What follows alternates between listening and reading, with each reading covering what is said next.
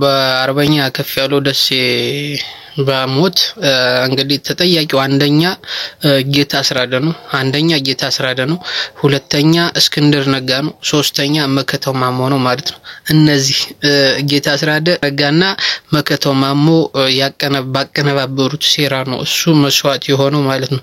ምንድነው ገና እኛን ከደው ወደ ምሬ ወደነ ሀብቴ ይቀላቀላሉ ብለው በማሰብ የጦር አዋጅ ነገር ሊመቱት ሲሉ የጦር አዋጅ አወጁ ማለት ነው። እሱን ሊመቱት ሲፈልጉ ተገደለብን ብለው የሆነ ሰበብ ከመንግስት ጋር በቃ አሁን ጋድ እየወጡ እኮ ነው ከመንግስት ጋር እንደሚሰሩ የአማራ ህዝብ ጉዳያቸው እንዳልሆነ በዘረፉት ብር የአማራ ህዝብ እንደይጠይቃቸው ፋኖ እንደይጠይቃቸው እንግዲህ ከአብን በላይ እንግዲህ ሰላም የማይፈልጉት ከአብይ በላይ ሰላም የማይፈልጉት እነ ጌታ አስራደ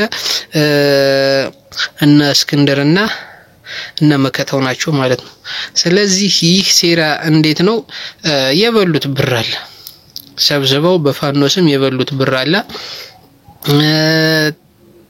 ተሰብስበው ተነጋግረው ለስልጣን የተስማሙበት ጉዳይ አለ። የክልሉን ስልጣን እንደሚሰጣቸው ቃል ተገብቶላቸዋል።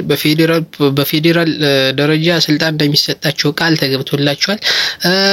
ስልጣኑን የማይፈልጉት ደግሞ ወደውጭ እንደሚወጡ ቃል ተገብቶላቸዋል። ስለዚህ ከዚህ ውጭ ምንም በቃ ይህን ለማስፈጸም ነው እነ እስክንድር እየሰሩ እነ ጌታ አስራደ እንግዲህ ያው የመምህርነት ደሞዝ መሮት የመምህርነት ደሞዝ አስመሮት ወደ ሌብነትና ወደ መከፋፈል የገባ ማለት ነው። ስለዚህ ጌታ አስራደ ለምን ጎንደር ላይ ገኖ ወጣ ሲባል አሁን በትምህርት ሲባል በአመራርነት እንዲሆን ይፈልጋል በመንግስትም በባዴንም ማለት ነው አመራር እንዲሆን ይፈልጋል። ስለዚህ መመዘኛው ከፍተኛ አለ ፊት ከፍተኛ ቦታ እንዲሰጡት ማለት ነው ሆን ተብሎ የታቀደ ነው እንጂ ጌታ አስራደ ማለት ዩኒቨርሲቲ መምህርነቱን አቁሞ ለሁለት ወር አቁሞ አምቦ ሂዶ የደህንነት ስራ ሰልጥኖ ይወጣ ነው መረጃው ሲወጣ ማለት ነው። አምቦ ሄዶ የደህንነት ስራ ሰልጥኖ ወደ ጎንደር የተመለሰ ነው። ምን ዩኒቨርሲቲ ውስጥ መምህርነቱን አቁሞ ማለት ምን ለሁለት ወር ምን የአመት ፍቃድ እንዲወጣ ተደርጎ ማለት ነው።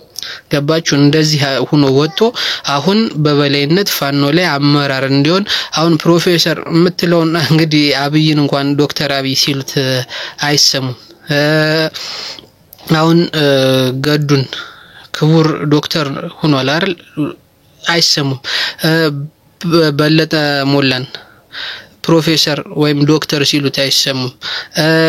ዶክተር ጫን ያለውን እሱንም ሲሉት አይሰሙም ማለት እሱንም በስ ዶክተር ብለው ሲጠሩት እሱን ግን ሆም ብሎ የሆነ ማይንድ ለመፍጠር የሆነ አስተሳሰብ ለመፍጠርና የአማራ ህዝብ በዶክተር ስለተባለ ብቻ አሪፍ አማርኛ ስለወራ ብቻ ቅድሚያ ይሰጣል በሚል ሰበብ ሁለት ወር አምቦ ላይ የደህንነት ስራ ሰልጥኖ ተመልሶ ይሄን ዘመቻ ተቀላቅሎ ይሄንን የክፍፍል ስራና ይሄን የሴራ እንትን የሚመራ ነው ማለት ነው።